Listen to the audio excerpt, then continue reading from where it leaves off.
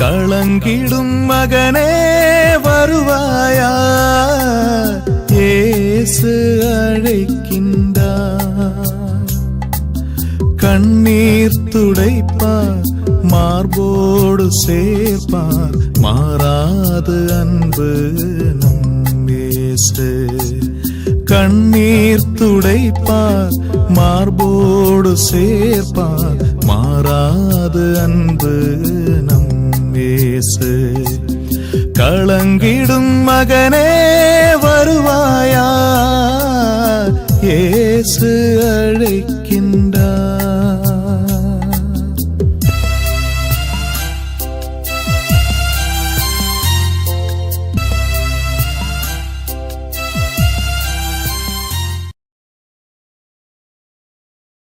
இயேசு கிறிஸ்துக்குள் பிரியமானவர்களே, ஆண்டவராக இயேசு கிறிஸ்துவின் பரிசுத்தமுள்ள திருப்பெயரிலே நல்வாழ்த்துக்கள். இந்த விடுதலை நிகழ்ச்சி வழியாக உங்களை சந்திப்பதில் நான் மிகுந்த மகிழ்ச்சி அடைகின்றேன்.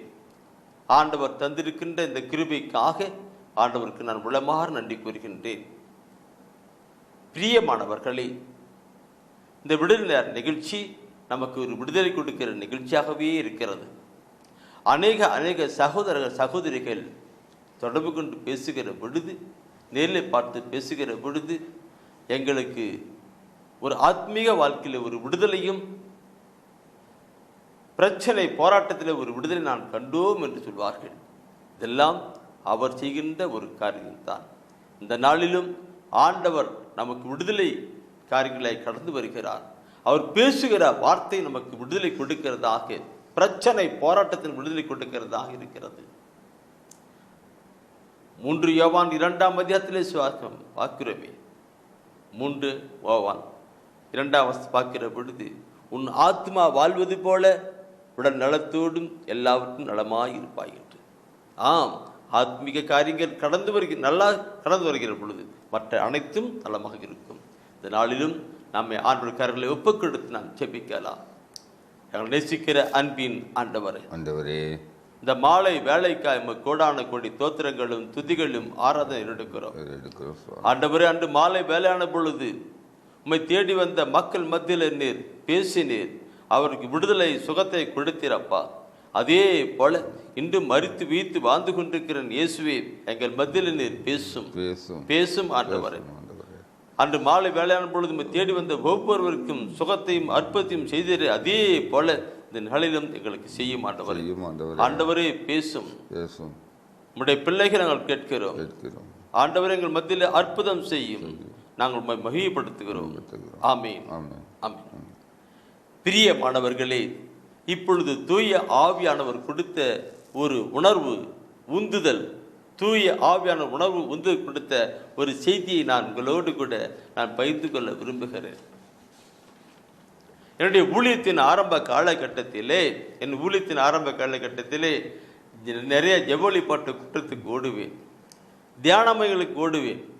அங்கெல்லாம் பற்றி நம் கற்றுக்கொள்ள வேண்டும் என்கிற காவலோடு கூட கடந்து சென்றிருப்பேன். அந்த ஆரம்ப காலகட்டத்திலே ஒரு இடத்திலே ஒரு அருத்தந்தை சொன்ன ஒரு வார்த்தை இருக்கிறது. அந்த வார்த்தையை என்னால் மறக்கவே முடியாது. அவர் சொன்னார், பைபிளில் யாராவது ஒரு நபரை குறிப்பிட்டு சொல்லப்பட்டிருந்தா அந்த இடத்துல உன்னுடைய பேரை போட்டு படிச்சுப்பாரு, அப்போ கடவுள் உன்னோடு கூட பேசுறதை நீ உணர முடியும்னு சொன்னார். எனக்கு உண்மையிலே ஆச்சரியப்பட்டது. நான் அந்த இடத்துல எப்ராஹிம் என் அருமை மகன் அல்லவா என்ற இடத்துல என் பெயரை போட்டு நான் படித்து பார்த்தேன். செல்வநாதன் என் அருமை மகன் அல்லவா என்ற வார்த்தை, கண்ணீர், அந்த வார்த்தையை படித்த போது என் கண் கலங்கிவிட்டது. ஆம் பிரியமானவர்களே, நம் ஒவ்வொருவரையும் பெயரை சொல்லி அழைக்கிறவர் தான் நம்முடைய ஆண்டவர். பெயரை சொல்லி அழைக்கிறவர் தான் ஆண்டவர். அப்படி என்றால் அவர் நம்மோடு கூட பெயரை சொல்லி அழைத்து நம்மோடு கூட பேசுகிறவராக இருக்கிறார். ஆண்டவர் உன்னோடு இருப்பார் என்கிற வார்த்தை பார்க்கிற பொழுது, இந்த செய்தியிலே ஆண்டவர் உன்னோடு கூட இருப்பார் என்கிற செய்தியை பார்க்கிற பொழுது, உங்களோடு கூட இருப்பார் என்று சொல்லுகிற கருத்துக்கும் உன்னோடு கூட இருப்பார் என்ற செய்திக்கும் நிறைய வித்தியாசம் உண்டு. ஆண்டவர் உன்னோடு கூட இருப்பார் பார்க்குமானால் ஒரு குறிப்பிட்ட மனிதரை பார்த்து சொல்லுகின்ற வார்த்தை. ஆண்டவர் உங்களோடு கூட இருப்பார் என்றால் எல்லா மக்களையும் பார்த்து சொல்லுகின்ற வார்த்தை. ஆனால் ஆண்டவர் இந்த இடத்துல சொல்லுகிறார், ஆண்டவர் இந்த செய்தியில பார்க்கும் பொழுது ஆண்டவர் உன்னோடு உன்னோடு உன்னோடு என்று சொல்லுகிறார். செய்தியை கேட்டுக்கொண்டிருக்கிற ஒவ்வொரு சகோதர சகோதரிகளுக்குள்ளும் ஆண்டவர் சொல்லுகிற வார்த்தை உன்னோடு உன்னோடு என்று தான், உன்னோடு என்று தான். இந்த நாட்களிலே நம்ம தனிப்பட்ட விதமாக ஆண்டவர் பேசுகிற ஒரு கருத்தாய் இருக்கிறது. தனிப்பட்ட விதத்திலே, ஒரு குழுவாக அல்ல, தனிப்பட்ட விதத்திலே மகனே மகளே என்று உன்னோடு உன்னோடு கூட என்று நம்மோடு கூட பேசுகிற வார்த்தையை நாம் சிந்திக்க இருக்கிறோம். எப்ராஹிம் என் அருமை மகன் அல்லவா என்று சொல்லுகிற இடத்துல என் பெயரை போட்டு நான் படித்த பொழுது, செல்வநாதன் நீ அருமை மகன் அல்லவா என்று சொல்லுகிற பொழுது என் கண்கள் கலங்கியது. அதே போல இந்த நாட்களிலும் கூட ஆண்டவர் சொல்லுகின்ற வார்த்தையை நாம் படிக்கிற பொழுது அந்த இடத்துல நம்மை போட்டுக்கொள்ளணும். நம்முடைய பெயரை போட்டு அப்படியே நாம் படிக்கணும். படிக்கிற பொழுது நமக்குள்ளாக உள்ளத்தின் உணர்வுகளும் எண்ணங்களும் சிந்தனைகளும் பற்றி எறியும். பிரியமானவர்களே, ஆண்டவர் உன்னோடு, ஆண்டவர் உன்னோடு இருப்பார், ஆண்டவர் உன்னை வழி நடத்துவார் என்கின்ற ஒரு அருமையான ஒரு செய்தி இந்த வேளையிலே தூய ஆவிக்குள் நாம் சிந்திக்க இருக்கிறோம். இந்த சிந்திக்க இருக்கிற பொழுது முதலாவது நாம் பார்க்கிறோம் பிரியமானவர்களே, மோசேவை எடுத்துக்கொள்ளலாம். மோசே எடுத்துக்கலாம், அப்புறம் எல்லாம் நல்லா இருக்காங்க. மோசே எடுத்துக்கொள்ளலாம். மோசே எடுத்துக்கொள்ளுகிற பொழுது மோசே இஸ்ரவேல் மக்களை அற்புதமாக அதிசயமாக ஆண்டவருடைய கிருபையினாலே வழிநடத்தி வந்த ஒரு மனிதர். அங்கே கடவுள் அங்கே மோசேவுக்கு அடுத்தது யோசுவா சொல்லுகின்ற போது அங்கே சொல்லுகிறதை பார்க்கணும். யோசுவா புத்தகத்திலே முதல் அதிகாரத்திலே எடுத்துக்கொள்ளலாம். யோசுவா புத்தகம் முதல் அதிகாரத்திலே 5வது வசனத்தினுடைய அந்த பிற்பகுதியை படித்து பார்க்கணும். மோசேயுடன் நான் இருந்தது போல் உன்னோடும் இருப்பேன், உன்னை கை நெகிழ மாட்டேன், கைவிடவும் மாட்டேன். பாருங்கள் என் அன்புக்குரிய சகோதரமே, மோசே இஸ்ரவேல் மக்களை வழிநடத்தி கொண்டு வந்த ஒரு மனிதன். அவர்கிட்ட ஆண்டவர் சொல்றார், மோசையோட நான் இருந்தது போல உன்னோடும் இருப்பேன், உன்னை கை நெகிழ மாட்டேன், கைவிட மாட்டேன் சொல்லுகிறார். மோசே இஸ்ரவேல் மக்களை வழிநடத்தினார். இன்று உன்னுடைய குடும்பத்தை நீ வழிநடத்தி கொண்டிருக்கிறாய். உன்னுடைய குடும்பத்தை, உன்னுடைய தொழில் நிறுவனத்தை நீ வழிநடத்தி கொண்டிருக்கிறாய். அங்கே எப்படி மோசே வழிநடத்தப்பட்டாரோ அதே போல உங்களையும் உங்கள் ஒவ்வொருவரையும் வழிநடத்தத்தான் ஆண்டவர் நம் ஒவ்வொருவரையும் பார்த்து உன்னை நான் கை நெகிழ மாட்டேன், உன்னை கைவிட மாட்டேன் என்று ஆண்டவர் ஆள் காட்டி விரலை காட்டி சொல்வது போல நம்மோடு சொல்லுகின்றார். சிந்திக்கணும் பெருமானங்களே, இதை பார்க்கணும். மோசையோடு நான் இருந்தது போல உன்னோடு இருப்பேன், உன்னை கை நெகிழ மாட்டேன், கைவிட மாட்டேன் என்று நம்முடைய வாழ்க்கையில் அப்படித்தான். நம்முடைய குடும்பத்தை நடத்துவதற்கு உன்னோடு கூட இருப்பேன், உன் தொழில் நிறுவனத்தை நடத்துவதற்கு உன்னோடு கூட இருப்பேன், உன்னுடைய வாழ்க்கையை ஆசீர்வாதமாக மாற்றுவதற்கு உன்னோடு கூட இருப்பேன் தான் ஆண்டவர் சொல்லுகிறார். இந்த கருத்தை உன்னோடு கூட இருக்கின்ற கருத்தை நான் பார்க்கிற பொழுது கைவிட மாட்டேன், கை நெகிழ மாட்டேன், கைவிட மாட்டேன், கை நெகிழ மாட்டேன் சொல்லப்பட்டிருக்கும். அந்த கைவிட மாட்டேன், கை நெகிழ பொழுது பைபிளில் படிக்கிற ஒவ்வொரு நிறைய வசனம் படிக்கிற பொழுது அவர் என்னுடைய வலக்கையை பற்றி பிடித்து கொண்டு என்று சொல்லப்பட்டிருக்கும். என் வலக்கையை பற்றி பிடித்து கொண்டு என்று சொல்லப்பட்டிருக்கும். நாம் இது இருக்கக்கூடாது. உணர்வோடு கூட நாம் கடந்து வரணும். உணர்வோடு கூட கடந்து வரணும். இதை படிக்கிற பொழுது இனச்சட்டத்தை நீ படித்து பாருங்கள். இனச்சட்டத்திலே 31ஆம் அதிகாரத்தில் எடுத்துக்கொள்ளுங்கள். 31ஆம் அதிகாரம் அதிலே 6ஆம் வசனத்தை முதல்ல படிச்சுட்டு அதே கருத்து தான் மீண்டும் 8வது வசனம் சொல்லப்பட்டிருக்கிறது. ஆனால் 2 கருத்துக்களுக்கும் கொஞ்சம் வித்தியாசமாக இருக்கிறதை நான் பார்க்க முடியும். இனச்சட்டத்திலே 31ஆம் அதிகாரத்திலே 6வது வசனத்தை எடுத்துக்கொள்ளுங்கள். அதிலே படித்து பாருங்கள். அதிலே சொல்லுகின்ற கருத்தை பாருங்கள். வலிமை பெறு, வலிமை பெறு, துணிவு கொள், துணிவு கொள், அஞ்சாதே, அஞ்சாதே, அவர்கள் முன் நடுங்காதே, அவர்கள் முன் நடுங்காதே, ஏனெனில் உன் கடவுளாகிய ஆண்டவரே, உன் கடவுளாகிய ஆண்டவரே உனக்கு முன் செல்வார், உனக்கு முன் செல்வார். அவர் உன்னை விட்டு விலக மாட்டார், அவர் உன்னை விட்டு விலக மாட்டார், உன்னை கைவிடவும் மாட்டார், உன்னை கைவிட மாட்டார், கைவிட மாட்டார், உன்னை விட்டு விட மாட்டார், கைவிடவும் மாட்டார் சொல்லப்பட்டிருக்கு.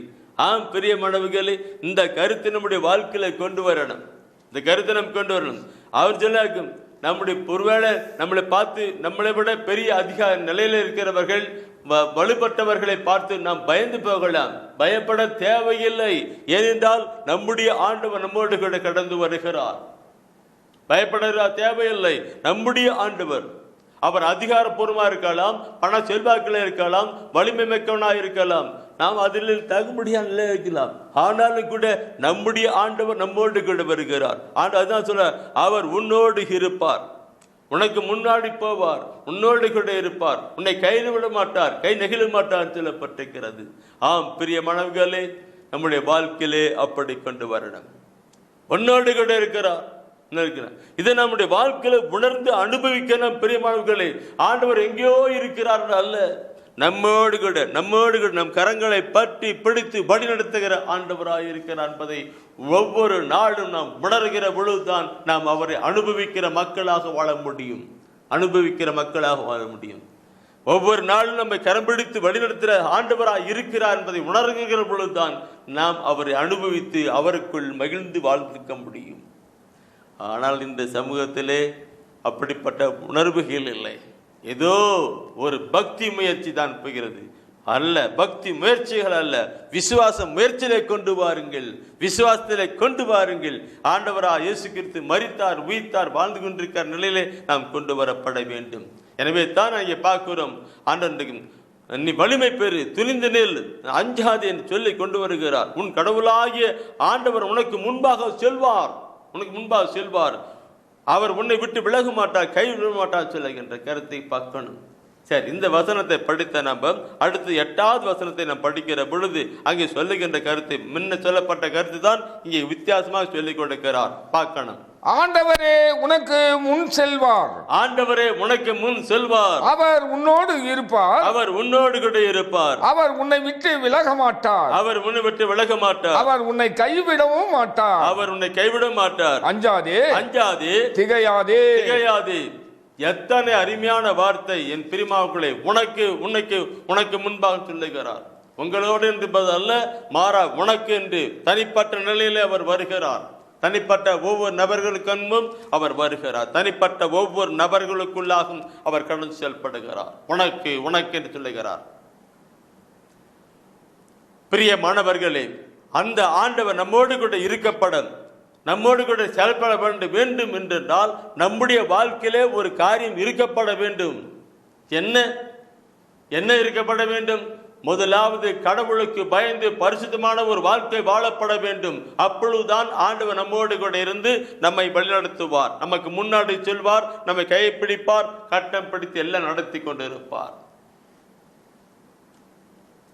அவருக்கு நாம் பரிசுத்தமான பிள்ளைகளாக இருக்கப்பட வேண்டும், உண்மை உள்ள பிள்ளைகளாக இருக்கப்பட வேண்டும், அவருக்கு அஞ்சு நடக்கிற மகளாக இருக்கப்பட வேண்டும். அப்பொழுதுதான் ஆண்டவர் நம்மோடு கூட இருந்து தனிப்பட்ட வாழ்க்கையிலே அவர் கடந்து வந்து அற்புதமான காரியங்களை செய்வார் என்று நாம் பார்க்க முடியும்.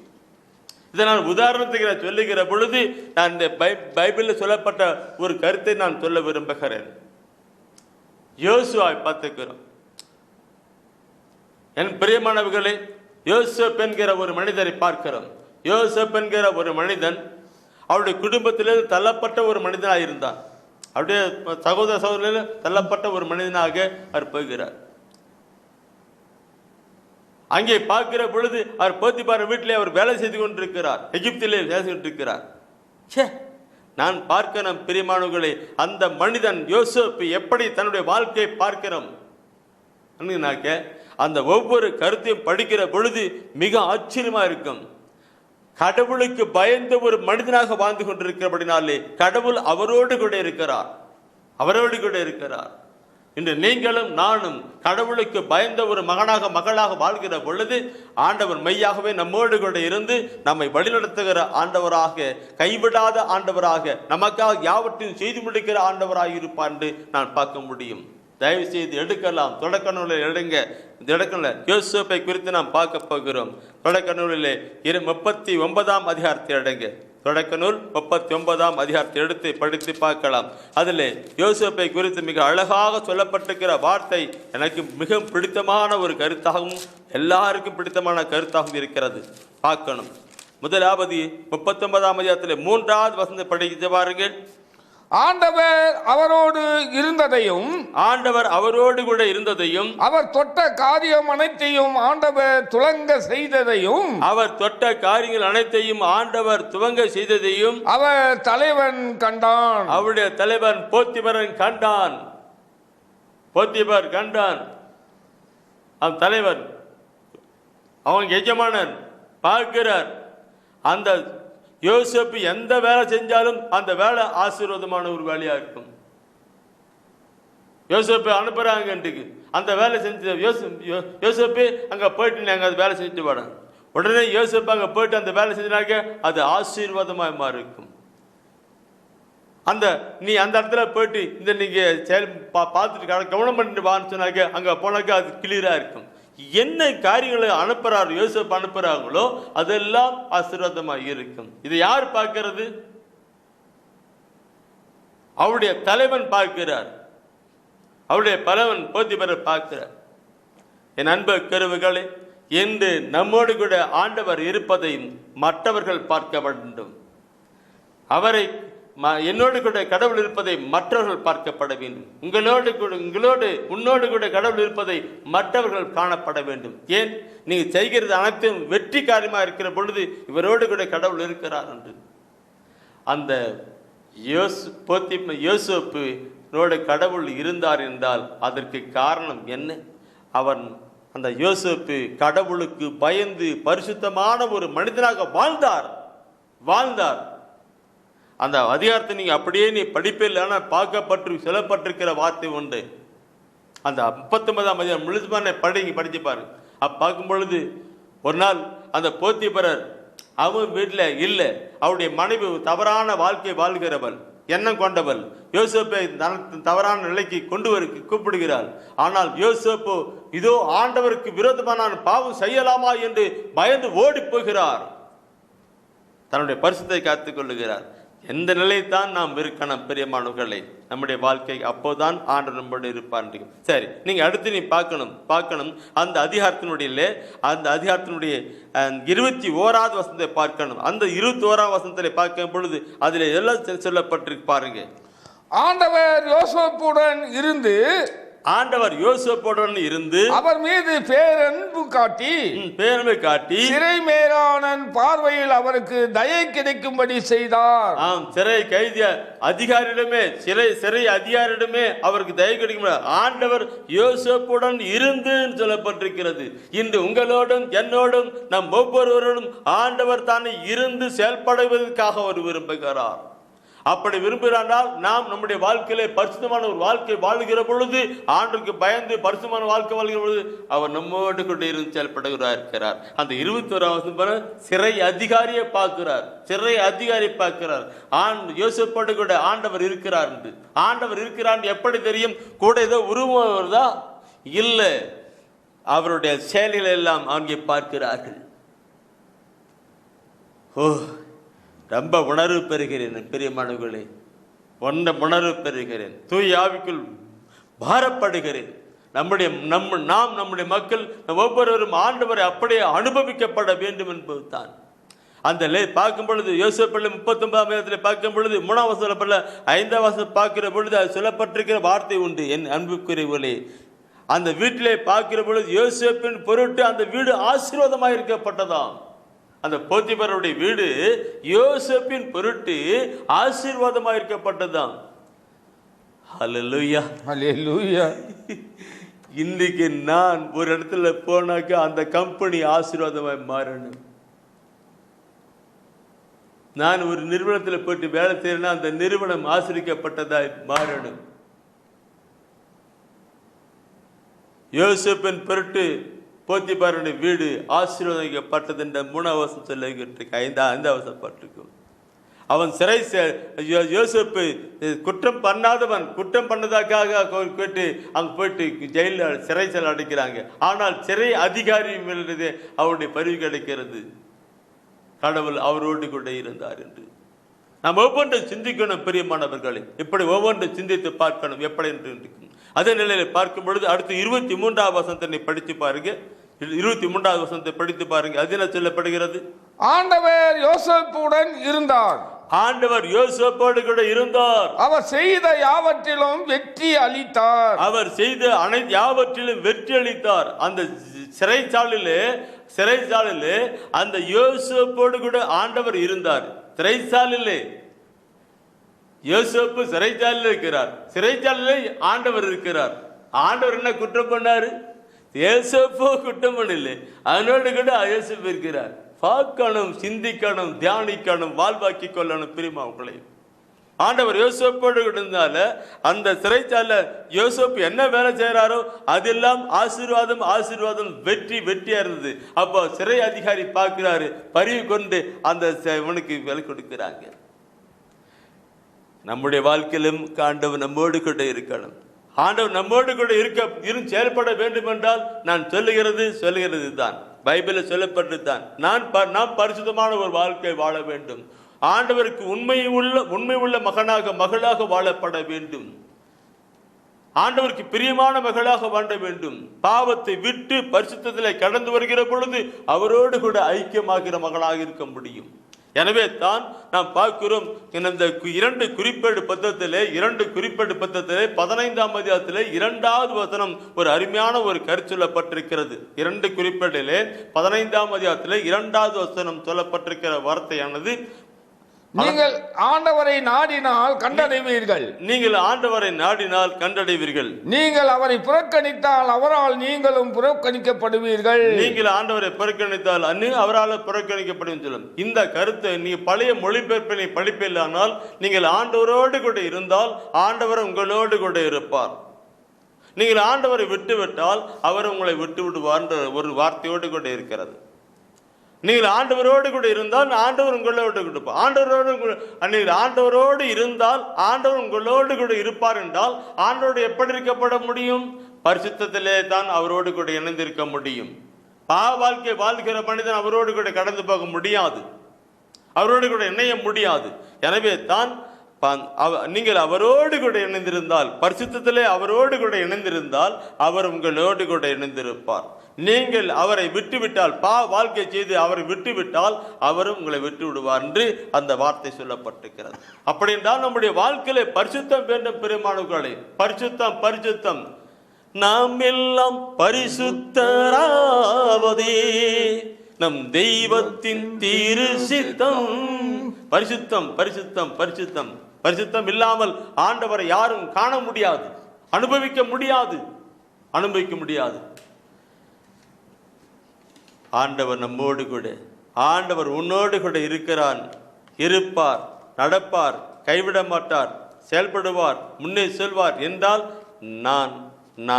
நாம் ஒவ்வொருவரும் ஆண்டவருக்குள்ளாக பரிசுத்தமான ஒரு வாழ்க்கை வாழ வேண்டும். என் அன்பு குருளே, எனக்கு நான் தொடக்கத்திலே சொன்னல்லவா, நான் ஒரு தியானத்தில் போகிற பொழுது அங்கே சொன்னாங்க, இந்த வசனத்தை நீங்க பேரை போட்டு வாசிங்க சொன்னாங்க. அந்த வார்த்தையை படித்த உடனே என்னுடைய உள்ளம் கலங்கி போனது. என்னுடைய வாழ்க்கையை நினைத்து பார்த்தேன். பாவ அறிக்கை செய்து நான் ஆண்டவர் கூட ஐக்கியமாக கடந்து வந்தேன். ஆண்டவருடைய ஒவ்வொரு நிலையும் இப்பொழுது நான் வாழ்க்கையிலே அனுபவித்துக் கொண்டிருக்கிறேன். நான் பெருமைக்காக சொல்லப்படவில்லை. நாம் அவரோடு கூட இருந்தால் அவர் நம்மோடு கூட இருப்பார். மோசேவோடு கூட இருந்தது போல என்னோடு கூட இருக்கிறார். யோசுவாவோடு கூட இருந்தது போல என்னோடு கூட இருக்கிறார். யோசுவா கூட இருந்தது போல என்னோடு கூட இருக்கிறார். இந்த நிலையை நாம் ஒவ்வொருவரும் கொண்டு வரப்பட வேண்டும். ஆண்டவர் நம் எல்லோருக்கும் ஆண்டவராக இருக்கிறார். அவர் நம்மோடு கூட இருக்கிறவர், நம்மை கைவிடுவதில்லை, கை நெகிழுவதும் இல்லை. நமக்காக யாவற்றையும் செய்து முடிக்கிறவராக இருக்கிறார். இந்த கருத்தை நாம் பார்க்கும் பொழுது, ஆண்டவர் நம்மோடு கூட இருக்கிறான் பார்க்கிற பொழுது, முதலாவது வார்த்தையாக நம்மோடு கொண்டு இருக்கிறார். அந்த வார்த்தையாக இருக்கிற அந்த ஆண்டவர் கடவுள் மனுவுருவாக இயேசுவாக இந்த உலகத்துக்கு வந்தார். இயேசு வந்தார், வார்த்தையானவர், தந்தையாம் வார்த்தை. அடுத்தது மனுவுருவான இயேசு, அடுத்தது தூய ஆவியானவர். இந்த மூவொரு நிலையிலே ஆண்டவர் செயல்படுகிறார். மூவொருவரும் ஒருவராக இருந்து செயல்படுகிறார்கள். வார்த்தையாக, மனு உருவாக, ஆவியாக இருந்து செயல்படுகிறார். இந்த வார்த்தை என்கிற கருத்தை முதலில் நாம் பார்க்க இருக்கிறோம். பிரியமானவர்களே, நாம் பார்க்கிற பொழுது வார்த்தையான நிலையில் எப்படி செயல்படுகிறார் என்று பார்க்கும் பொழுது மிக மிக ஆச்சரியமாக இருக்கும். யோசுவா வார்த்தை என்கிற நிலை பார்க்க, யோசுவா புத்தகத்தை முதல் எடுத்துக்கொள்ளுங்கள். யோசுவா புத்தகத்தை எடுத்துட்டு முதல் அதிகாரத்திலே 8வது தெய்வீக திருவசனத்தை நீங்கள் வாசித்து பாருங்கள். அதில் சொல்லப்படுகிற வார்த்தை எத்தனை அருமையாக இருக்கிறது என்று. இந்த திருச்சட்ட நூலை உன் முன்னின்று அகற்றாதே. இரவும் பகலும் இதனை தியானம் செய்து இதில் எழுதியுள்ள அனைத்தையும் கடைபிடிப்பதில் கவனமாயிரு. அப்பொழுதுதான் நீ செல்லும் இடமெல்லாம் நலம் பெறுவாய், வெற்றி காண்பாய். பார்க்கணும் பெருமாளே, இந்த திருச்சட்ட நூல் உன் கையை விட்டு விலகாதிருக்கட்டும். அதை இரவு பகலும் வாசித்து சிந்தித்து தியானித்து அதில் உள்ளதெல்லாம் கடைபிடிப்பதிலே கருத்தாயிரு. அப்பொழுதுதான் நீ செல்லும் இடமெல்லாம் நலம் பெறுவாய், வெற்றி காண்பாய் என்று சொல்லப்பட்டிருக்கிறது. நாம் இந்த வசன வார்த்தைக்கு நம்மை சிந்தித்து பார்க்கணும். நாம் நம்முடைய சமூகம், நம்முடைய வாழ்க்கை சிந்தித்து பார்க்கணும். இறைவசன வார்த்தை எடுக்கிறதில்லை. ஒவ்வொரு நாளும் அப்படின்னா கையை விட்டு விலகாதிருக்க விட்டோம் என்றால் எப்பொழுதும் நாம் கையில் வைத்திருந்தார். இரவும் பகலும் வாசினா அந்த இரவும் நம் ஒவ்வொரு நாளும் காலையிலும் மாலையிலும் இறைவசனத்தை வாசித்து சிந்தித்து தியானித்து அதை வாழ்வாக்கானோம். இந்த திருச்சட்டம் கையை முன்னின்று அகட்டாதே, முன்னின்று இந்த திருச்சட்ட நூலை முன்னின்று அகட்டாதே என்று சொல்லப்பட்டிருக்கிறது. முன்னாடி இங்க இருக்கிறது அடைக்காணம். அதை எடுத்து நாம் படிக்கிற பொழுது, வாழ்வாக்கிற பொழுது ஆண்டு சொல்லார், நீ செல்லும் இடமெல்லாம் நலம் பெறுவான்னு சொல்லப்பட்டிருக்கிறது. அந்த வார்த்தையை சொல்லிட்டு சகோதரியை கேட்கணும். அடுத்த ஒரு வார்த்தையை பார்க்கணும். அடுத்த 9வது வசனத்தை என்று படித்து பாருங்கள். அது என்ன சொல்லுகிறது என்று பாருங்கள். நான் உனக்கு கட்டளையிடவில்லையா? வீறுகொள், துணிந்து நில், அஞ்சாதே, கவலைப்படாதே. ஏனெனில் உன் கடவுளும் ஆண்டவருமான நான், உன் கடவுளும் நான், நீ செல்லும் இடமெல்லாம் உன்னோடு இருப்பேன். பாருங்க சகோதரமே, எத்தனை அருமையா சொல்ல. உன் வெட்டுக்கின் நான் உனக்கு கட்டளையிடவில்லை. நம் ஒவ்வொருவரையும் பார்த்து ஆண்டவர் ஆள் காட்டி விரலை காட்டி அப்படி சொல்ல, நான் உனக்கு கட்டளையிடவில்லையான்னு சொல்லி காட்டி கேட்கிறார். நான் உனக்கு கட்டளையிடவில்லையான்னு காட்டி கைவிரலை காட்டிருக்கிறார். அந்த கைவிரலை பாட்டி நான் உனக்கு கட்டளையிடவில்லையான்னு. என்ன கட்டளை? இந்த திருச்சட்ட நூல் உன் கையை விட்டு விலகாதிருக்கட்டும். அதை இரவு பகலும் வாசி சிந்தித்து தியானித்து அதில் கடைப்பிடி கருத்தாகிரும் சொல்லுகிறார். அப்படின்னு கடைப்பிடித்து நான் நினைக்கும் உன் கடவுளும்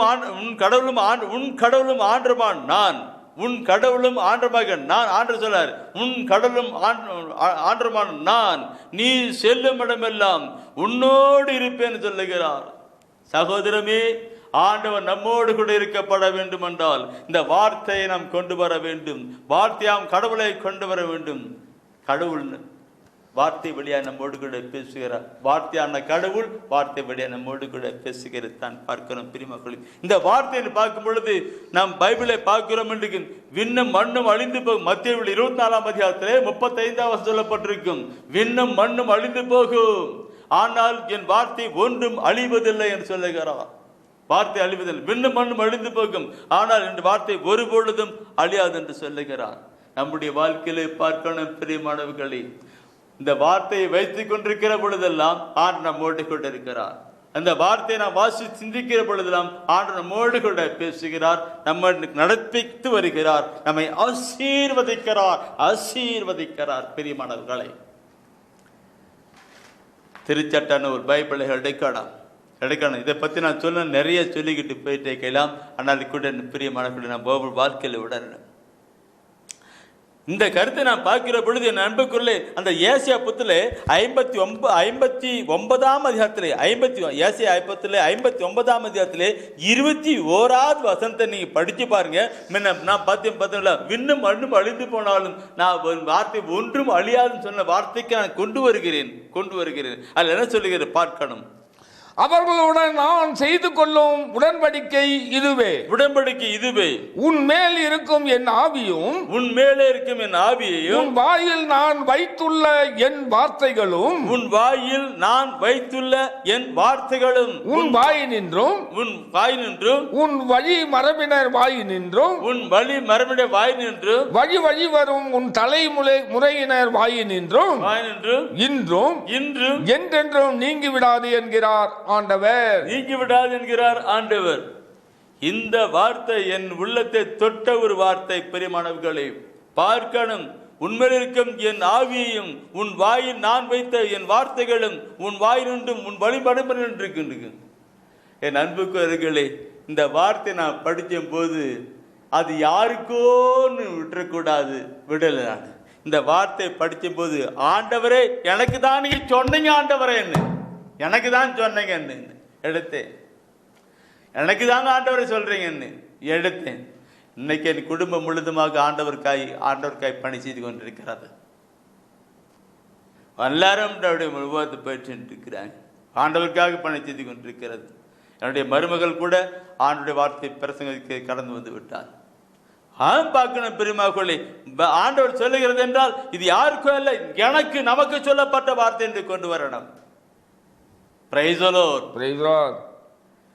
ஒவ்வொரு வார்த்தையும் படிக்க அது நமக்கு சொந்தமாக்கி கொள்ளணும்.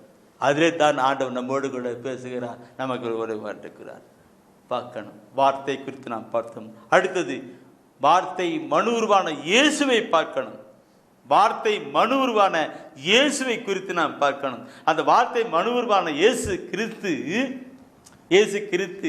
அவர் சொல்லுவது பாருங்க, எப்படி அருமையான கருத்துன்னு பார்க்கும். மத்தேயு 18ஆம் அதிகாரத்திலே 19-20 வசனத்தை நீங்க பார்க்கிற பொழுது அதுல 20வது வசனம் சொல்லப்பட்டிருக்கிற வார்த்தை உண்டு. அந்த 19-20 ஒன்னா போட்டிருக்கிறாங்க. அதுல 20வது வசனத்தை நீ படிச்சு பாருங்க. அதுல என்ன சொல்லப்பட்டிருக்கு பாருங்க. 2 அல்லது 3 பேர் என் பெயரின் பொருட்டு எங்கே ஒன்றாக கூடியிருக்கிறார்களோ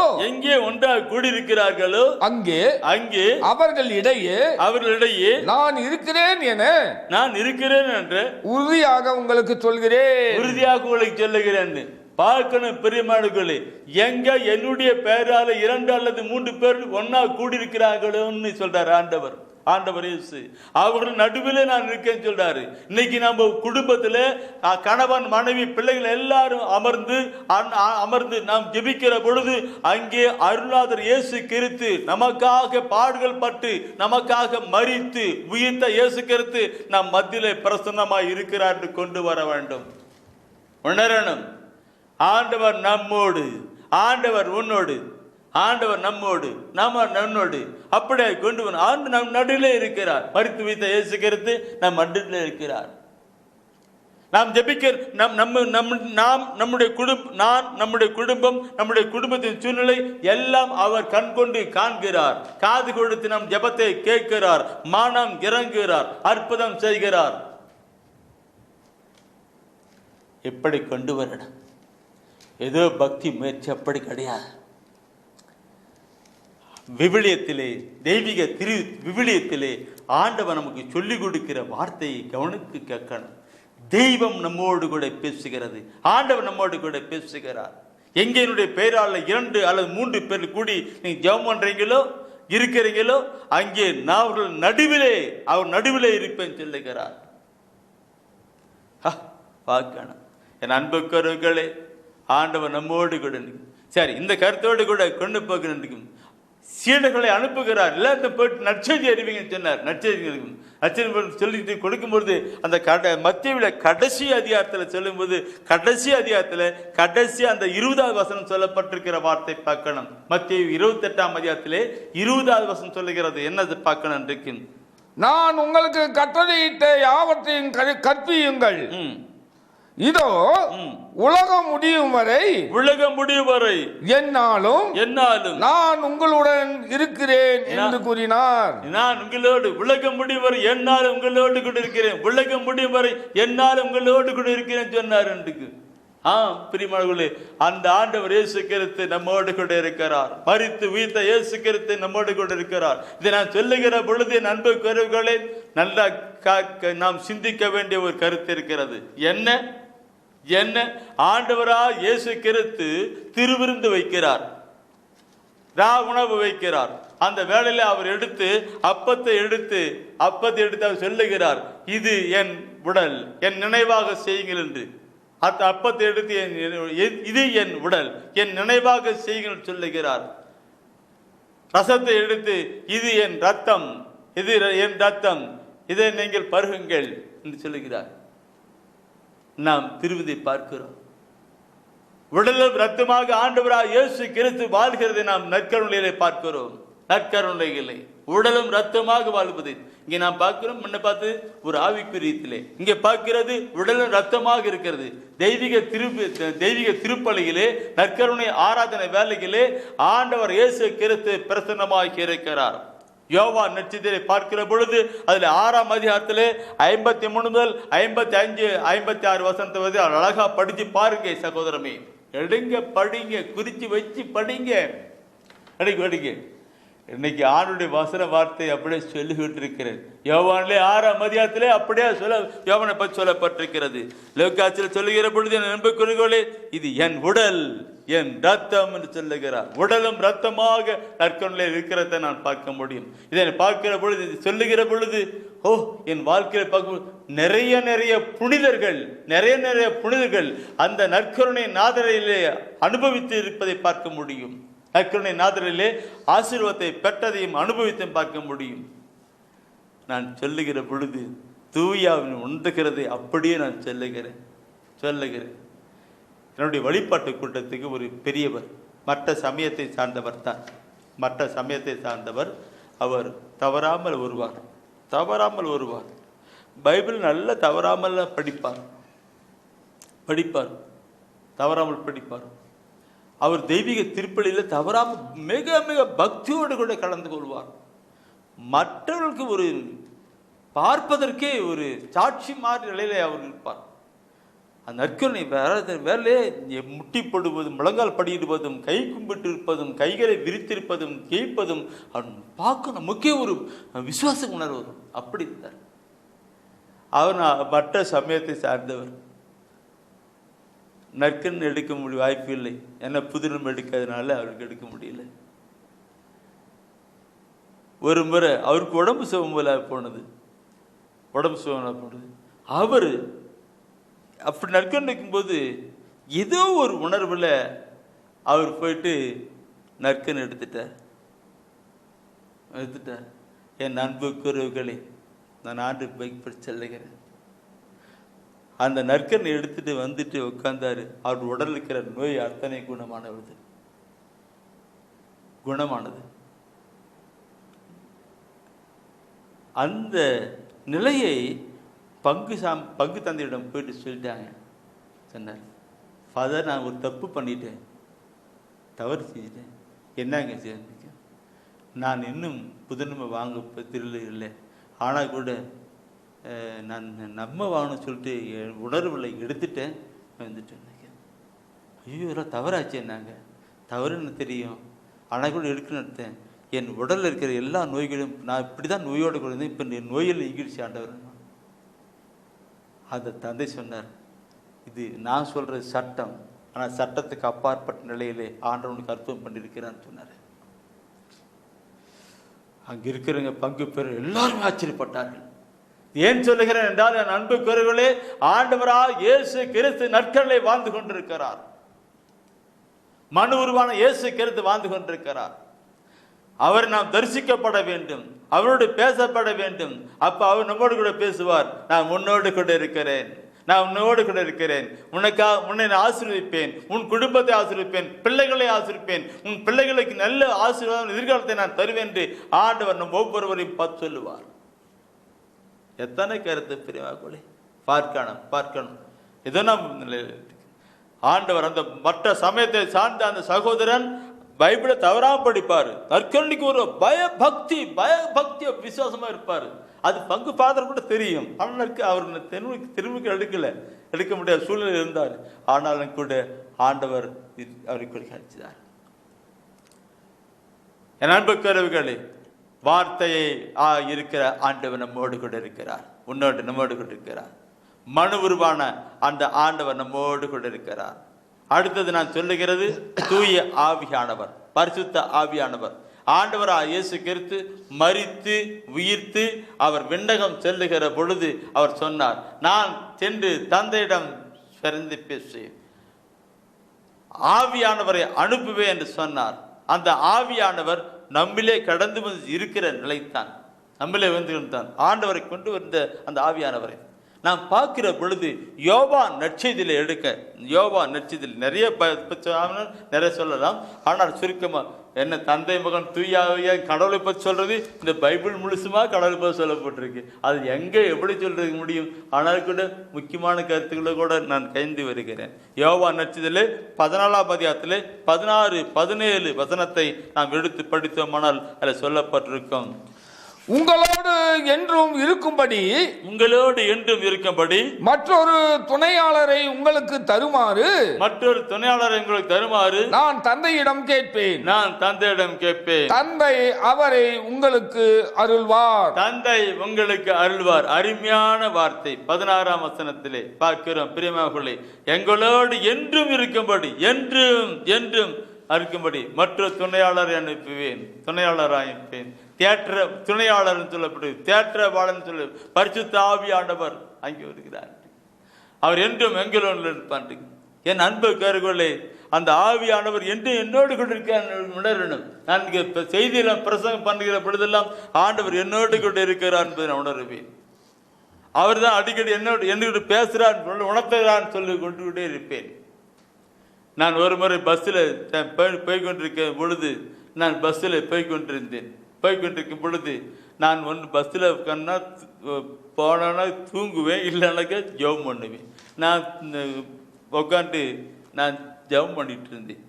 நான் ஆண்டவர் பரவச பேச்சிலே ஆண்டவரை தூத்தி பேசிக்கொண்டிருக்கிற பொழுது என் அன்புக்குரியவர்களே, நான் பேசிக்கிட்டேன். என் பக்கம் இருக்கிறார் நிலையிலே அவர் இன்னும் அருகிலே இருக்கிறார் என்று பரவசப்படி பேசிக்கிறேன். அப்பொழுது அந்த பஸ்ஸிலே இருந்த ஒரு தீய ஆவி பிடித்த ஒரு சகோதரி எழுந்து அளந்து ஓடுகிறது. பார்க்கணும், தீ அளந்து ஓடுது. அதில் போட்ட கடைசியில் அவங்களுக்கு அந்த தீயாவிலிருந்து விடுதலை பெற்றுட்டாங்க. எனக்கு நான் ஏன் சொல்லுகிறார், நாம் எங்கே சென்றாலும் எப்பொழுது சென்றாலும் எங்க இடத்துல இருந்தாலும் அவர் நம்மோடு கூட இருக்கிறார்னு சொல்லப்பட்டிருக்கிறது. அந்த வசனத்தை அடுத்த வசனத்தை படிச்சு பாருங்க, 17ஆம் வசனம் படிச்சு பாருங்க. என்ன சொல்லப்பட்டிருக்கு? அவரே உண்மையை வெளிப்படுத்தும் தூய ஆவியார். உண்மையை வெளிப்படுத்துகின்ற, உண்மையை இறைவசன வார்த்தையை சத்தியத்தை வெளிப்படுத்துகின்ற ஆவியானவர். உலகம் அவரை ஏற்றுக்கொள்ள இயலாது. ஏனெனில் அது அவரை காண்பதும் இல்லை, அறிவதும் இல்லை. ஆனால் நீங்கள் அவரை அறிந்திருக்கிறீர்கள்.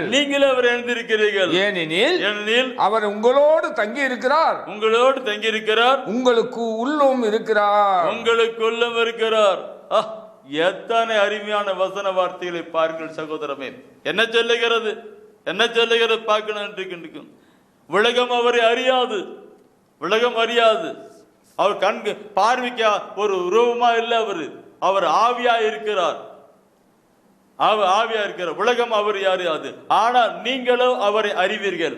ஏனென்றால் அவர் உங்களோடு கூட இருக்கிறார், உங்களுக்குள்ளும் இருக்கிறார். இதை நம்முடைய வாழ்க்கையில் அனுபவிக்கணும் சகோதரமே. இதை நம்முடைய வாழ்க்கை உங்களோடு சொன்னார். இந்த ஆண்டவர் சொன்னார், உன்னோடு அந்த ஆவியான கடவுள், அந்த ஆவியான தேவன், ஆவியான கடவுள் உன்னோடு கூட உனக்குள்ளாக இருக்கிறார் என்று அவனுக்கு வெளிப்படுத்துகிறார். நம்முடைய வாழ்க்கையிலே ஆண்டவரை கொண்டு வரணும். வார்த்தை மனுவுரு ஆவியான அந்த உன்னதமான கடவுளை கொண்டு வருகிற பொழுது நம்முடைய வாழ்க்கை ஆசீர்வாதமான வாழ்க்கையாயிருக்கும். ஆண்டவரை அனுபவிக்கிற ஒரு வாழ்க்கையாயிருக்கும். அனுபவித்து மகிழ்கின்ற ஒரு வாழ்க்கையாயிருக்கும்.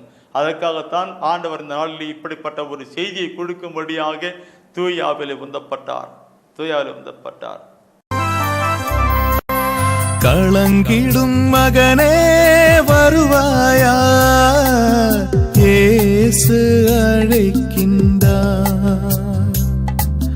கண்ணீர் துடைப்பார், மார்போடு சேர்ப்பார், மாறாது அன்பு நம் இயேசு.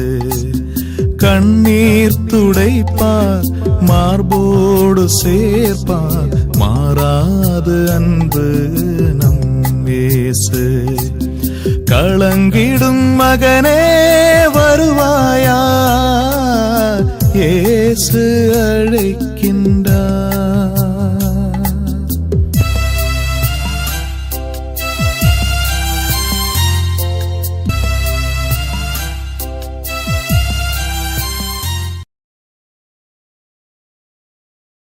Praise the Lord. Praise the Lord. Hallelujah. Hallelujah. Hallelujah. Hallelujah. இயேசுவுக்கே புகழ். இயேசுவுக்கே புகழ். இயேசுவுக்கே புகழ். இயேசுவுக்கே புகழ். மரியே வாழ்க. மரியே வாழ்க. எங்களை கரம் பிடித்து வழிநடத்தி கொண்ட நல்ல தெய்வமே. ஸ்துதிக்கிறோம் ஆண்டவரே. ஸ்துதிக்கிறோம் ஆண்டவரே. ஸ்தோத்திரிக்கிறோம் ஆண்டவரே. நன்றி செலுத்துகிறோம் ஆண்டவரே. பசும்புல் மேய்ச்சலில் அழைத்து சென்று கண்மணி போல காத்து ஆசீர்வதித்து நாங்கள் எந்த பக்கம் போனாலும் எங்கள் துணையா இருக்கின்ற தெய்வம் நீரே ஆண்டவரே. ஸ்துதிக்கிறோம் ஆண்டவரே. ஸ்தோத்திரிக்கிறோம் ஆண்டவரே. நன்றி செலுத்துகிறோம் ஆண்டவரே. மேலான கிருபைக்காய் அன்புக்காய் நன்றி செலுத்துகிறோம் ஆண்டவரே. ஸ்துதிக்கிறோம் ஆண்டவரே. கரம் பிடித்து வழி நடத்தும் கர்த்தரை களிப்போடு ஸ்துதி பாடி போற்றுவோம். கரம் பிடித்து வழி நடத்தும் கர்த்தரை களிப்போடு ஸ்துதி பாடி போற்றுவோம். ஆமென் அல்லேலூயா, ஆமென் அல்லேலூயா, ஆமென் அல்லேலூயா, ஆமென் அல்லேலூயா. பசுமையான மேய்ச்சல் உள்ள இடத்திலே இளைப்பாற செய்கின்றார் இயேசு. பசுமையான மேய்ச்சல் உள்ள இடத்திலே இளைப்பாற செய்கின்றார் இயேசு.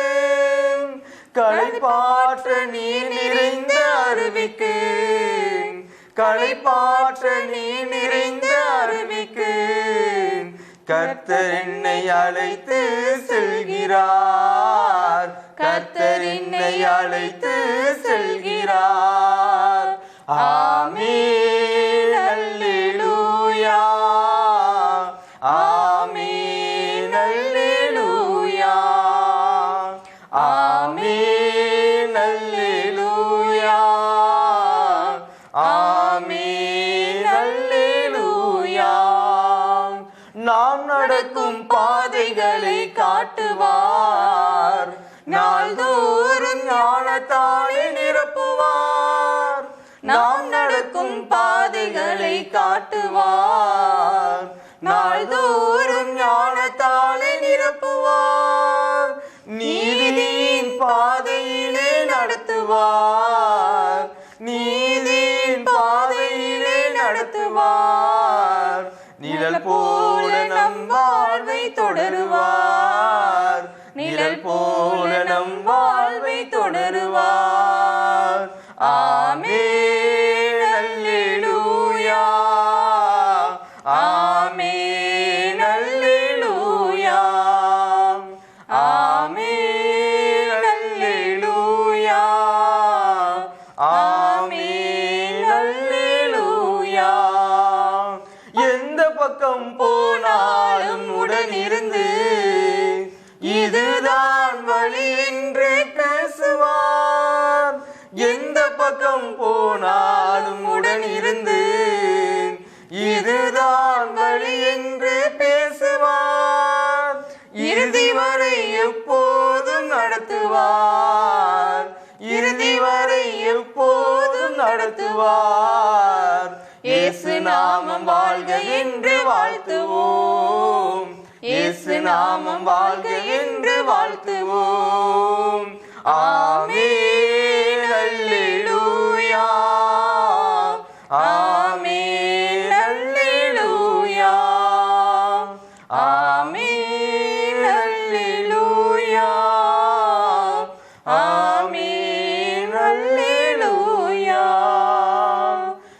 கரம் பிடித்து வழி நடத்தும் கர்த்தரை களிப்போடு ஸ்துதி பாடி போற்றுவோம். கரம் பிடித்து வழி நடத்தும் கர்த்தரை களிப்போடு ஸ்துதி பாடி போற்றுவோம். கரம் பிடித்து வழி நடத்தும் கர்த்தரை களிப்போடு ஸ்துதி பாடி போற்றுவோம். களிப்போடு ஸ்துதி பாடி போற்றுவோம். செய்தியை பார்க்கிற, செய்தியை கேட்கிற அநேகர் என்னோடு கூட தொடர்பு கொண்டு பல கருத்துக்களை பகிர்ந்து உண்டு. கடந்த சில நாட்களுக்கு முன்பாக ஒரு சகோதரர் என்னோடு கூட தொடர்பு கொண்டார் தொலைபேசியில். திருச்சியை சார்ந்தவர் தான். அந்த சகோதரர் சொன்ன ஒரு வார்த்தை, கேட்ட ஒரு வார்த்தை, எனக்குள் தூய ஆவிக்குள் உந்தப்பட்டு அந்த செய்தியை கொடுக்க வேண்டும் என்று கடந்து வந்தேன். என்ன செய்தி தெரியுங்களா? தசம பாகத்தை குறித்து. பிரதர் அவன் கேட்டார், பிரதர் தசம பாகத்தை பற்றி பைபிளில் சொல்லப்பட்டிருக்குது, அது எப்படி, யாரு, எங்க, எப்படின்னு சொல்லி கேட்டிருந்தார். அந்த சகோதரன் கேட்டது உண்மையாகவே தூய ஆவியில் உந்தப்பட்டு செய்தியை கொடுக்க வேண்டும் என்கிறதுக்காகத்தான் அமையப்பட்டது நான் நினைக்கிறேன். எனவே தூய ஆவியால் உந்தப்பட்டு இந்த செய்தியை நாம் கடந்து வரலாம். பிரியமானவர்களே, இதை என்னுடைய வாழ்க்கை நடைமுறையோடு கூட நான் கொண்டு வர விரும்புகிறேன். தசமபாகத்தை பற்றி அதிகமாக சொல்லுவதில்லை, ஆனால் கூட நான் சொல்லுகிறேன். ஏனெனில் பைபிளில் சொல்லப்பட்டிருக்கிறது, ஆண்டவர் சொல்லியிருக்கிறார். என்னுடைய ஊழியத்தின் ஆரம்ப காலகட்டத்தில் நான் இராணுவத்தில் பணிபுரிந்தவன். இராணுவத்தில் பணிபுரிந்து வந்தேன்னு அப்போ ஆரம்ப காலத்தில் எனக்கு 1750 ரூபாய் தான் பென்ஷன். அந்த 1750 ரூபாய் பென்ஷன் என்னுடைய அப்பா, அம்மா, நான், என் மனைவி, 4 பிள்ளைகள், 8 பேர் எப்படி வாழ முடியும் பாருங்கள். ரொம்ப கஷ்டப்பட்டு வாழ்ந்து கொண்டிருந்தேன். நான் அந்த காலத்தில் 11ஆம் கிளாஸ் படித்தவன். என்னுடைய மனைவி 5ஆம் கிளாஸ் படித்தவள். அவளுக்கு நாங்கள் 2 பேர் கிராமத்தான் அவளை படிப்பு அவளுக்கு விட்டார். ஆனால் கூட பைபிள் படிப்பதிலே அவள் மிக ஆர்வம் கொண்டவள். ஒவ்வொரு நாளும் பைபிளை எடுத்து தவறாமல் படிப்பாங்க. ஒரு நாள் என்னுடைய மனைவி என்னிடம், ஏங்க இந்த வசனத்தை நீ படிச்சுக்கலான்னு கேட்டா. என்னம்மா, நான் தான் பைபிள் நல்லா படிச்சிருக்கிறேனே, என்ன சொன்ன, நீ படிச்சுங்க, சரிங்க, இந்த வசனத்தை நீ எப்பயாவது செயல்படுத்திக்க, படிச்சு கவனம் பண்ணிக்கலான்னு சொன்னான். சரி என்று கொண்டு என்னன்னு கொண்டு பார்க்கணும். அப்போது அவங்க எடுத்து எனக்கு காட்டினது மலாக்கியா 3ஆம் அதிகாரத்தில் 8-9 வசனத்தை காட்டினாங்க. மலாக்கியா 3ஆம் அதிகாரத்தில் 8-9 வசனம் பார்த்தாங்க. நான் அப்போ அப்படியே அந்த பைபிள் 2 பேர் ஒரே பேர் வச்சு அப்படி படிக்கிறோம். படிக்கும்போது என்ன இருந்ததுன்னா, மனிதர் கடவுளை கொள்ளையடிக்க முடியுமா? மனிதர் கடவுளை கொள்ளையடிக்க முடியுமா? நீங்கள் என்னை கொள்ளையடிக்கிறீர்கள். எவ்வாறு நாங்கள் உம்மை கொள்ளையடிக்கிறோம் என்று வினவுகிறீர்கள். நீங்கள் தர வேண்டிய 10 பங்கிலும் காணிக்கையிலும் தான் நீ கொடுக்க முடியும். இந்த 8வது வசனம் படிச்சு முடியும்னு ஒரு மாதிரி ஆச்சு. மனிதர் கடவுளை கொள்ளையடிக்க முடியுமா? திருட முடியுமா? கொள்ளையடிக்க முடியும் திருடனுக்கு பார்த்து ஒரு மாதிரி ஆயிடுச்சுனுங்க. அடுத்தது 9வது வசனம் நீ படிக்க ஆரம்பிச்சு. அந்த 8ஆம் வசனம் படிக்கும்போது எனக்கு கப்பு நின்றுட்டேன், படிக்கிறது நிறுத்திட்டேன். அடுத்து 9வது வசனத்தை கொஞ்ச நேரம் எடுத்து அடுத்து படித்தேன். நீங்களும் உங்கள் இனத்தார் அனைவரும் என்னை கொள்ளையடித்ததால் சாபத்துக்கு உள்ளானீர்கள். இதை கேட்ட உடனே பயங்கரமான ஒரு நிலை. என்னுடைய வைஃபை பலார் கரணத்து மேலே அரைஞ்ச மாதிரி ஆகிப்போச்சு. நான் பைபிள் படிச்சிருக்கிறேன், ஆனால் கூட இந்த வசனத்தை பார்த்தெல்லாம் வாழ்க்கைக்கு கொண்டு வரல. படித்தது உண்டு, கடைப்பிடித்ததில்லை. கேட்டது உண்டு, கடைப்பிடித்ததில்லை. இந்த மாதிரி நான் கடைப்பிடிக்கல. பணம் இருக்கு. நான் பெரியமானவர்களே, எனக்கு இந்த வார்த்தை சொன்னோடனே பயங்கரமான ஒரு நிலை இருந்துச்சு.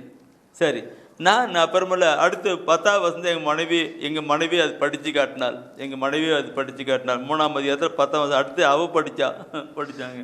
என் இல்லத்தில் உணவு இருக்கும் பொருட்டு, இல்லத்தில் உணவு இருக்கும் பொருட்டு 10ல் ஒரு பங்கு முழுவதையும் கொண்டு வந்து அங்கே களஞ்சியத்தில் சேருங்கள்.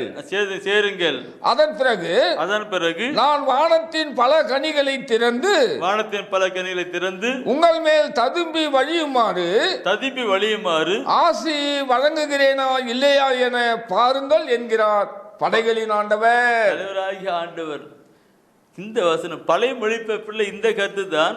அதில் என்ன சொல்லப்பட்டிருக்க, என் இல்லத்திலே உணவு இருக்கும் பொருட்டு நீங்க கொண்டு கொடுங்க, அப்பொழுது வானத்தின் கதவுகளை திறந்து பொங்கி விழும்படி ஆசீர்வதிக்கிறேன் என்று சோதித்து பாருன்னு இருக்கும். பழைய மொழிபெயர்ப்பு சோதித்து பாருன்னு சொல்லப்பட்டிருக்கும்.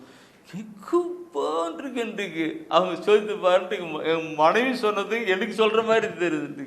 என் அன்பு கருவுகளை, என்னுடைய மனக்கண்களை, அறிவு கண்களை என் ஆண்டவர் என்னுடைய மனைவி வழியாக திறந்து கொடுத்தார். நான் அப்போ உடனே கீழ்ப்படின்னு ஒப்பு கொடுத்து கடந்து வந்தேன். எப்படி எனக்கு பென்ஷன் வரும். பென்ஷன் வந்த பணத்தை குடும்ப செலவு அவங்க தான் செய்கிறாங்க. அதனால பென்ஷன் புக்கையும் பென்ஷன் பணத்தையும் அவங்ககிட்ட அப்படியே கொடுத்துடுவேன். புக்கையும் அவங்ககிட்ட கொடுத்துடுவேன். கொடுத்த உடனே எங்கள் வைப்பு எல்லாம் வீடெல்லாம் சிதறத்தையும் பண்ணிட்டு அவங்க ஜப ப்ரேயர் நேரம் இருக்குது. அந்த ப்ரேயர் நேரத்தில் என்ன பண்ணுவாங்கன்னாக்க அவன் போய்ட்டு ப்ரேயர் பண்ணான். அந்த பைபிள் மேலே அந்த நம்முடைய ஆண்டவருடைய திருப்படத்தை முன்னாடி பைபிள் மேலே வச்சு அந்த படத்தை வச்சு, ஆண்டவரே நீர் எங்களுக்கு கொடுத்திருக்கிற இந்த இதுக்காக நன்றி செலுத்துகிறோம் ஆண்டவரே, வரவுக்காக செலுத்துக்காக நன்றி செலுத்தினான்ட்டு துயரப்பட்டு ஒரு ஜெபம் பண்ணிட்டு அதில் 10ல் ஒரு பாகம் எடுத்து என்கிட்ட கொண்டாந்து கொடுப்பாங்க. 10ல் ஒரு பாகம் எடுத்து ஆண்டுடைய ஊழியத்துக்காக, எனக்கு இல்லை, எனக்கு செலவுக்கு இல்லை, ஆண்டு ஊழியத்துக்காக கொடுப்பாங்க. நான் என்ன தெரியும், எங்கள் மனைவி தலைமையில கை வச்சு ஆண்டவரே இந்த சகோதரி ஆசீர்வதிங்க சொல்லுவேன். ஆண்டவரே இந்த சகோதரி ஆசீர்வதிங்க, உம்முடைய வார்த்தையின் படியாக 10ல் ஒரு பங்கு கொடுக்கிறேன் சகோதரி, வானத்தின் கதவை திறந்து பொங்கி ஒளிபடி ஆசீர்வதிங்கன்னு சொல்லி நான் அந்த சகோதரியை என் மனைவி தான் சகோதரி சொல்லி அதை ஜெபம் பண்ணுவேன். அந்த அவங்க கொண்டு 10ல் ஒரு பங்கு எடுத்துட்டு நான் ஆண்டுடைய ஊழியத்துக்காக பயன்படுத்துவேன். ஆண்டுடைய நற்செய்தி பண்டிகைக்காக ஊழியத்துக்காக தான் அதை பயன்படுத்துவேன், எனக்காக இல்லை. அதுக்கு இந்த நிலையிலே பார்க்கிற பொழுது என் அன்புக்குறவுகளே, என் குடும்பம் ஆசீர்வதிக்கப்பட்டது. பொருளாதார தேவைகள் அனைத்தும் ஆசீர்வதித்தார். வானத்தின் பல கனிகளை திறந்து பொங்கி ஒளிபடி ஆசீர்வதித்தார். குடும்பத்தில் ஒவ்வொரு சூழ்நிலை, ஒவ்வொரு காலகட்டத்துக்கும் தேவையானதெல்லாம் பிள்ளைகள் படிப்பதற்கு, குடும்பம் நடத்துவதற்கு எல்லாம் அந்த 1750 எப்படி நடந்திருக்கு நினைச்சு பாருங்க சகோதரமே. ஆண்டவர் நடத்தினார். அற்புதர் அற்புதர் அற்புதர். எப்ப கூட கண்ணு கலங்கிறது. என் அன்பு கருகளே, குறைவான இல்லை. இந்த நான் நினைக்கிற பொழுது நான் ஆபிரகாம் நினைத்து பார்க்கிறேன். ஆபிரகாம் எப்படி தன்னுடைய சொந்த நாட்டை விட்டு குடும்பத்தை விட்டு எல்லாம் புறப்பட்டு வெளியே வர ஆண்டு சொல்றாரு, ஆபிரகாம் நான் காண்பிக்கிற நாட்டுக்கு தேசத்துக்கு நீ புறப்பட்டு போன்னு சொல்றார், காண்பிக்கிற இடத்துக்கு. அப்ப அவர் என்ன செஞ்சிருப்பாரு? தன்னிடம் இருக்கிறதெல்லாம் கொஞ்சம் எடுத்துட்டு அந்த கடது மேல வச்சுக்கிட்டு கொஞ்சம் எடுத்துக்கிட்டு மனைவி கூட்டிக்கிட்டு அவர் போயிருப்பார். மக்கள் கேட்டிருப்பாங்க, எங்க போற ஆபிரகாம், எங்க போற நினைக்க தெரியல. அந்த அப்படியே அந்த அதிகாரம் அப்படியே அந்த ஆபிரகாமோட வாழ்க்கை படிச்சுனாக்க பயங்கரமா சொல்லப்பட்டிருக்கும். ஆபிரகாம் போயிட்டார், அப்படி போயிட்டு இருக்கிறார்.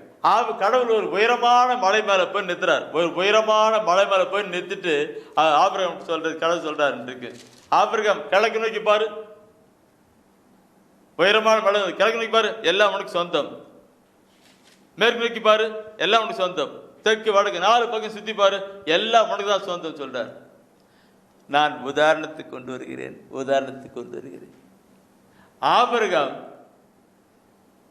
ஆபிரகாம் சாதாரண நிலையில அவர் ஒரு ஆடு மேய்க்கிற மனிதர் தான். அவர் குடும்பம் ஆரம்பிக்கணும். அவர் சொல்லிருப்பார், ஆண்டவரே நான் இவ்வளவு இடம் நான் என்ன பண்ண போறேன், என்ன ஒரு 10 ஆட்டை கொடுங்க, நான் மேய்ச்சி பிழைச்சிக்கிறேன்னு சொல்லிருப்பார். அந்த 10 ஆட்டை அவர் கொடுத்துருப்பாங்க.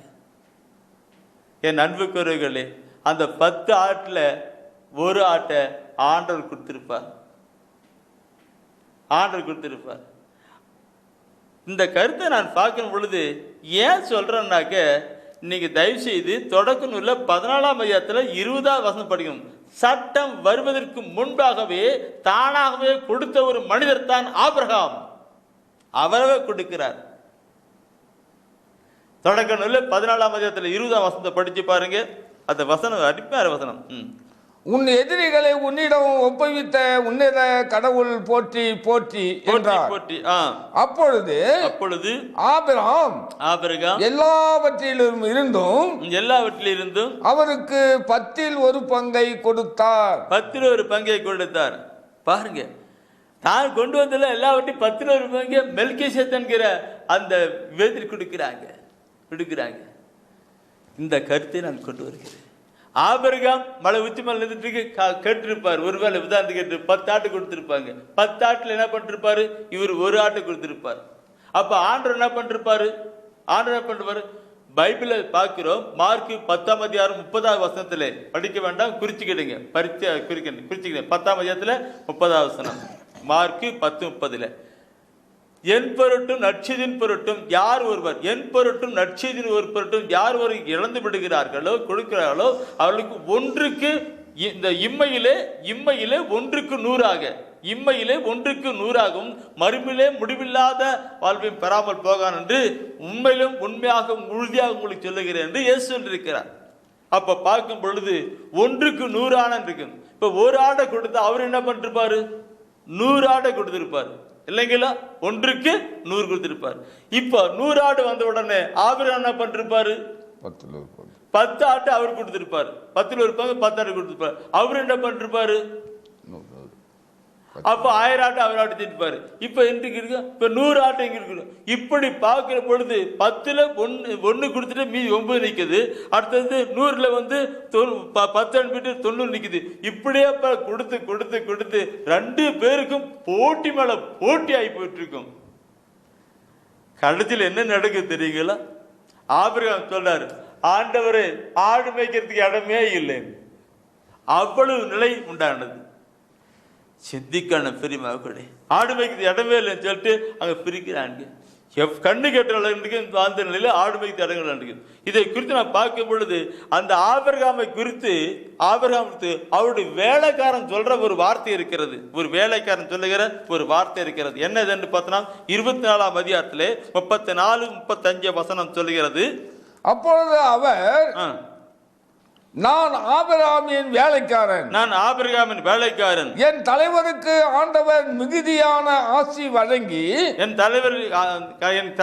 கடவுள் ஆசீர் வழங்கி அவரை செல்வராக்கி ஆடு மாடுகளையும் பொன் வெள்ளியையும் வேலைக்காரிகளையும் ஒட்டகங்கள் கழுதையையும் அவருக்கு கொடுத்திருக்கிறார். பார்த்துக்கிட்ட பிரியமானவர்களே, வீட்டிலிருந்து புறப்படும் போது எப்படி புறப்பட்டார் மனுஷர், ஆனால் 10இல் ஒரு பங்கு அவர் கொடுக்கிற பொழுது கடவுள் எப்படி ஆசீர்வதித்தார் என்று பார்க்கிறோம். பெரியமாவுகளை அவரை பெரிய செல்வந்தாக்கி இருக்கிறார் என்று வேலைக்காரன் சொல்றார். பெரிய செல்வந்தாக்கிறேன் சொல்லியிருக்கிறார். நம்மளை ஆசீர்வதிக்கிறது தான், வானத்தின் பல கனிகளை திறந்து பொங்கி ஒளிம்படி ஆசீர்வதிக்கிறது தான் சொல்லப்பட்டிருக்கிறது. நாம் ஆண்டு கொடுக்கணும். நாம் சில வேளையில நினைக்கலாம், இதுல பழைய ஏற்பாட்டில் சொல்லப்பட்டதானே, புதிய ஏற்பாட்டில் அப்படி இல்லைன்னு சொல்லக்கூடாது. புதிய ஏற்பாட்டிலும் சொல்லப்பட்டிருக்கிறது. இந்த ஆபிரகாமை குறித்து சொல்லுகிற பொழுது எபிரேயர் திருமுகத்தில் 7ஆம் அதிகாரத்தில் 2வது வசனம் சொல்லப்பட்டிருக்கிறது. ஆபிரகாம் அந்த காலத்தில் இப்படிதான் கொடுத்தாரு, அதே போல நீங்களும் கொடுங்க என்று எபிரேயர் திருமுகத்தில் சொல்லப்பட்டிருக்கிறது. குருக்கள் வாங்கணும் சொல்லப்பட்டிருக்கிறது. பார்க்கணும். பழைய ஏற்பாட்டில் மட்டும் இல்லை, புதிய ஏற்பாட்டில் சொல்லப்பட்டிருக்கு, நிறைய இருக்குது. அதை பற்றி நிறைய சொல்ல நினைக்கும். ஆபிரகாம் கடவுள் 10இல் ஒரு பங்கு கொடுத்தார். சட்டம் வருவதற்கு முன்பாகவே ஆபிரகாம் செய்தார். அதனால் ஆபிரகாமை கடவுள் ஆசீர்வதித்து நிறைய செல்வத்தை கொடுத்தார். என் வாழ்க்கையை நான் சொன்னேன், அனுபவத்தை சொன்னேன். இங்க ஆபிரகாமை அதுக்கு எடுத்துக்கிட்டேன்.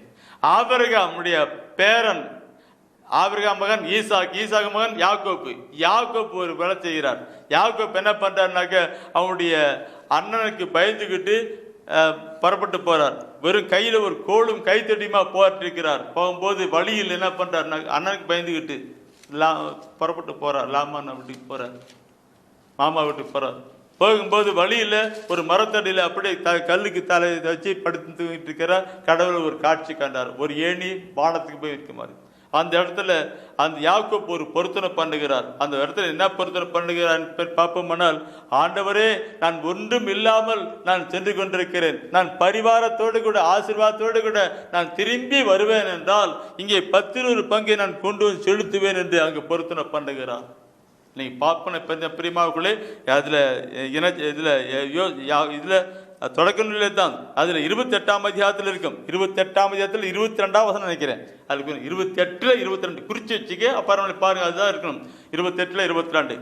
அப்படி யாக்கோப்பு அங்கே சொல்லுகிறார், ஆண்டவரே, நான் இங்க இந்த நல்லபடி திரும்பி வந்தனா பரிவாரத்தோட வந்தனா நான் இங்க வந்து 10 பங்கு கொடுக்கிறேன். என் அன்புக்குரியவர்களே, நடப்பது என்ன? நடப்பது என்ன?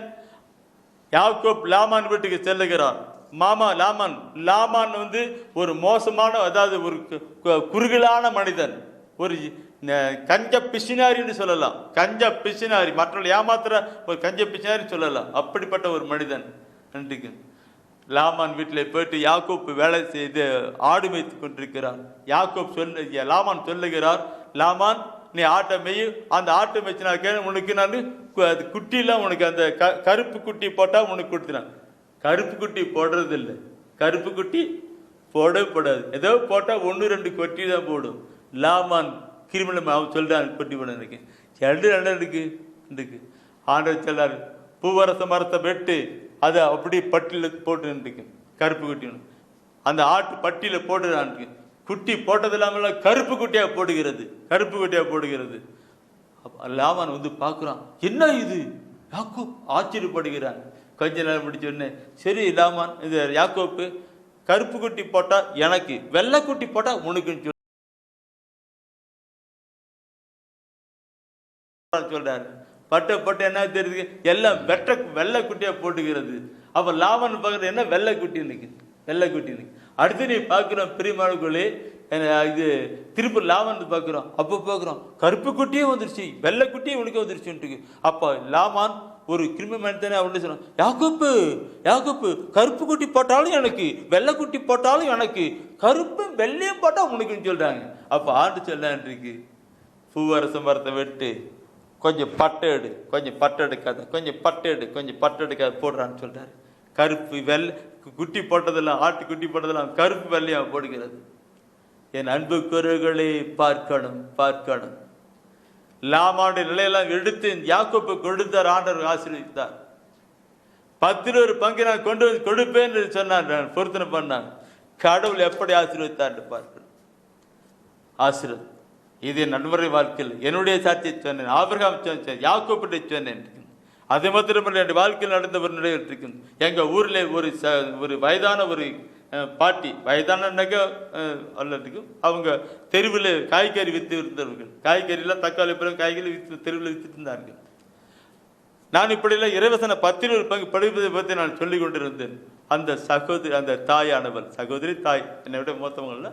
அப்போ அவங்க என்ன பண்ணாங்கன்னாக்கி, அன்றைக்கு அவங்களுக்கு வர வருமானத்துல 10 பங்கு இன்றைக்கு ஒரு பையில தோப்பன்னு சொல்லுவாங்க, தோப்ப பையன்னு சொல்லுவாங்க, அந்த பையில போட்டு வந்து இன்றைக்கு போய் கொடுப்பாங்க இருக்கு. நானும், ஆண்டவரே, எளிய நிலையில இருக்கிற இவங்க, நெருக்கமான வாழ்க்கை வாழ்கிற இவங்க உமக்காக கொடுக்குறாங்க, ஆண்டவரே, நீங்க எப்படி ஆசீர்வதிக்கணுமோ அப்படி ஆசீர்வதிக்கணும்னு சொல்லிட்டு நானும் ஜபத்தோடு கொண்டு வாங்கினேன். என் அன்பு குருகளே, காலம் கடந்து வந்தது. இன்று அவருடைய பிள்ளைகள், அவருடைய பேர பிள்ளைகள் எல்லாம் இந்த அம்மா தெருவில் வித்திருந்தார்கள். அவருடைய பேர பிள்ளைகள் எல்லாம் லாரி கணக்கில் வியாபாரம் பண்ணி கொண்டார். காய்கறிகளை எல்லாம் லாரி கணக்கில், லோடு கணக்கில் வியாபாரம் செய்து கொண்டிருக்கிறார்கள். தருமபுரி, சேலத்தில், பெங்களூரில் செய்திருக்கிறார்கள். கடவுள் அவங்களை அப்படி ஆசித்தார். பெங்களூர் பெரிய பட்டியலாம் வைத்தார்கள். இதை நான் ஏன் சொல்லுகிறேன் என்றால் ஆண்டவர் ஆசீர்வதிக்கிறவராக இருக்கிறார். நீங்க பார்க்கணும் பிரியமானவர்களே, இதை நான் எப்படி சொல்லுகின்றால் லேவியர் புத்தகம் எடுங்க, லேவியர் புத்தகம் எடுங்க. லேவியர் புத்தகத்திலே 27ஆம் அதிகாரத்திலே 30 வசனத்தை 32வது வசனத்தை நீ படித்து பாருங்கள். அந்த தாயானவள் எப்படி செய்தால் என்பதை அங்கே சொல்லப்பட்டிருக்கிற கருத்து நான் உங்களோடு கூட நான் பகிர்ந்து கொள்ளுகிறேன். லேவியர் 27ஆம் அதிகாரம் 30 and 32வது வசனம். நிலத்தின் தானியங்களிலும் மரங்களின் கனிகளிலும் 10 ஆண்டவருக்கு உரியது. 10 ஆண்டவருக்கு உரியது. அது ஆண்டவருக்கென பிரித்து வைக்கப்பட வேண்டியது. பிரித்து வைக்கப்பட வேண்டியது ஆண்டவருக்கு உரியது. அதை ஆண்டவருக்கு பிரிச்சு வைக்கப்படணும் சொல்லப்பட்டிருக்கிறது. ஆண்டவருக்கு பிரிச்சு வைக்கணும், பிரிச்சு வைக்கணும். ஆண்டவருக்கு பிரிச்சு வச்சாச்சா. ஆண்டவரே நீர் கொடுத்த வருமானத்துக்காக நன்றி செலுத்துகிறேன் சொல்லுவது அந்த நன்றி பலி ஏற்றுக்கொண்டிருக்கிற ஆண்டவர். அடுத்தது நம்ம அதிலிருந்து பிரிச்சு வைக்கிற பொழுது அதை பார்க்கிற ஆண்டவர் நம்மை ஆசீர்வதிக்கிறவராயிருக்கிறார். மேய்ச்சலுக்கு உட்பட்ட ஆடு மாடுகளின் 10 ஆண்டவருக்கென பிரித்து வைக்கப்பட வேண்டும். பிரித்து வைக்கப்பட வேண்டும். மேய்ச்சல் நிலத்துல வர்றது மட்டுமில்ல, ஆடு மாடு இருக்குதா, அந்த ஆட்டு மாடுகளை பிரிச்சு வைக்கணும் சொல்லப்பட்டிருக்கிறது. பிரிமாக்களை பிரிச்சு வைக்கணும். பிரிமானவர்களை ஆண்டவருக்கு என்று பிரிச்சு வைக்கணும். இந்த பிரிச்சு வச்சு ஆண்டவருக்காக கொடுக்கணும் என்று நான் சொல்லுகிற பொழுது என் பிரியமாவுகளை அந்த சகோதரி பிரதர் எப்படி அங்கேன்னு சொன்னேன். இதை நான் பார்க்கிற பொழுது இந்த இனச்சட்டம் எடுங்க, இனச்சட்டம் எடுங்க, இனச்சட்டத்தை எடுங்க. இனச்சட்டத்தில் 14ஆம் அதிகாரத்தினுடைய தலைப்பு, அந்த 14ஆம் அதிகாரத்தில் 22 அந்த வசனம் தொடக்கமாக இருக்கும். 14ஆம் அதிகாரத்தில் 22ஆம் வசனம் தொடக்கமாக இருக்கு. 22, 22 இருக்கும். அதில் தலைப்பு பாருங்க என்ன சொல்லிருக்கு. 10 பங்கு கொடுக்க வேண்டிய சட்டம் என்று சொல்லப்பட்டிருக்கும். அப்படி இருக்குல்ல, கரெக்ட், அதுதான். அப்படி அந்த 22ஆம் வசனம் படிங்க. ஆண்டுதோறும் உன் நிலத்தில் விளையும் எல்லா பலன்களிலும் 10 பாகத்தை பிரித்து எடு. பிரித்து எடு, 10 பங்கு பிரித்து எடு. அது சொல்லு. அதுக்குன்னு அப்படியே கொண்டு வராங்க. அதை உன் கடவுளாகிய ஆண்டவர் தேர்ந்தெடுக்கும் இடத்திலே, உன் கடவுளாகிய ஆண்டவர் தேர்ந்தெடுக்கின்ற இடத்திலே அதை நீ போய் கொடு செடுத்துன்னு சொல்லப்பட்டிருக்கும். அந்த வசனம் 22ஆம் வசனம் மட்டுமல்ல, அந்த 25ஆம் வசனத்துல 25ஆம் வசனத்துல வித்தியாசம் சொல்லப்பட்டிருக்கும். என்ன சொல்லப்பட்டிருக்கும்? ஒருவேளை நீ கால்நடை வச்சிருக்கிற, அந்த கால்நடையெல்லாம் கொண்டு போய் சேர்த்த முடியுமா? அப்ப முடியாது. அதெல்லாம் வித்து அந்த பணத்தை கொண்டு போயிட்டு, அந்த 10 பங்கு ஆட்டுக்காலை வித்துட்டு அந்த பணத்தை கொண்டு போயிட்டு உன் கடவுளாகிய ஆண்டவர் தெரிந்தெடுக்கும் இடத்திலே அதை போய் கொடுன்னு சொல்லப்பட்டிருக்கிறது. என் அன்புக்குரியவர்களே, பைபிள்ல ஆண்டவர் சொல்லுகிற வார்த்தை தேர்ந்தெடுக்கிற இடம் என்ன தேர்ந்தெடுக்கிற இடம். என் அன்புக்குரியவர்களே, கடவுள் தேர்ந்தெடுக்கிற இடம் உண்டு, நபர் உண்டு, ஊழியம் உண்டு, நிறுவனம் உண்டு. ஆண்டவர் தேர்ந்தெடுக்கிற நபர், ஊழியம், நிறுவனம் உண்டு. இப்ப தியான மையமெல்லாம் இருக்கிறது. ஆத்மாக்களை கொண்டு வருகிற ஒரு தியான மையம் இருக்கின்றது. மக்கள் மனமருந்தும் ஒரு ஏழை எளியவர்கள், அனாதை கைவிடப்பட்டவர்கள் உண்மையாக வாழ்ந்து கொண்டிருக்க அவங்களுக்கு எல்லாத்திலும் மேலாக இந்த காலகட்டத்திலே, இந்த இறுதி காலகட்டத்திலே நற்செய்தி அறிவிப்பு, இந்த நற்செய்தி அறிவிப்புக்கு மிக முக்கியமான காரியங்கள் இருக்கிறது. ஆண்டவர் தேர்ந்து கொள்ளப்பட்ட இடம். நீ ஜெபம் பண்ணுங்க. அந்த ஜெபம் பண்ணிடும் போது ஆண்டவர் தேர்ந்து கொள்ளப்பட்ட இடத்தை தூய ஆவியான உங்களுக்கு ஊத்தி காட்டுவார். அங்கே நீங்க கொடுங்க, அது உங்களுக்கு ஆசீர்வாதமாய் மாறும். ஆசீர்வாதமாய் வானத்தின் பழக்கணைகளை திறந்து பங்குலிமடி ஆசீர்வதிப்பார். நாம் ஜெபிப்போம். அன்பின் ஆண்டவரே,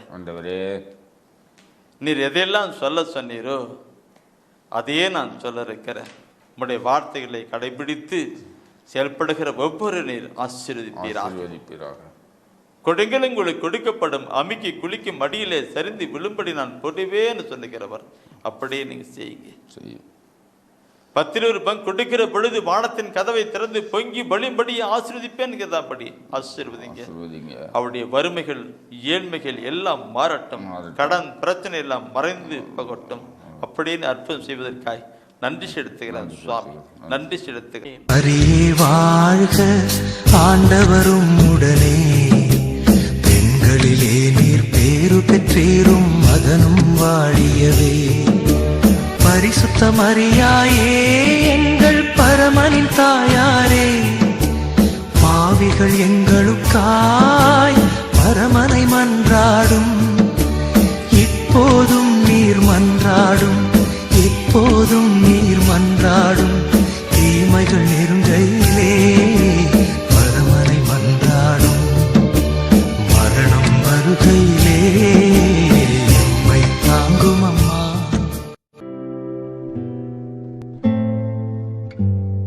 தேவ ஒளியும் ஒளியும் என்ற மாத இதழ்